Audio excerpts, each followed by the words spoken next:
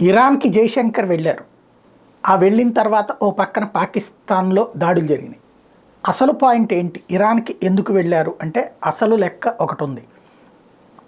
భారతదేశంలో అలకల్లోలాలు సృష్టించాలనుకునేటువంటి పాకిస్తాన్ ప్రపంచవ్యాప్త ఉగ్రవాద సంస్థల్ని పెంచి పోషిస్తోంది. పైగా హెజ్బుల్లా వాళ్ళకి కూడా, ఇటు హెజ్బుల్లా కావచ్చు లేకపోతే హౌతీ కావచ్చు, ఇట్లాంటి వాళ్ళందరినీ నడుపుతున్నది ఇరానే.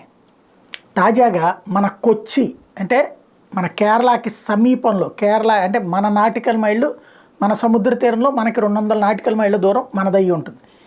దానికి కొంచెం అవతల ఇంకొక 80 నాటికల్ మైళ్ళ దూరంలోనే ఒక షిప్ని ధ్వంసం చేశారు. అది ఎవరు చేసింది? ఇరాన్ చేసింది. ఎందుకని? అది ఇజ్రాయలీ నౌకని. వాస్తవంగా అది భారత్కు వస్తున్నటువంటి నౌకని అట్లా ధ్వంసం చేశారు. చేసింది ఇరాన్. జయశంకర్ వెళ్ళింది ఆ విషయం చెప్పడానికి. మా ప్రాదేశిక ప్రాంతాలకు వచ్చి నువ్వు యుద్ధం చేస్తే తీవ్ర పరిణామాలు ఎదురవుతాయని.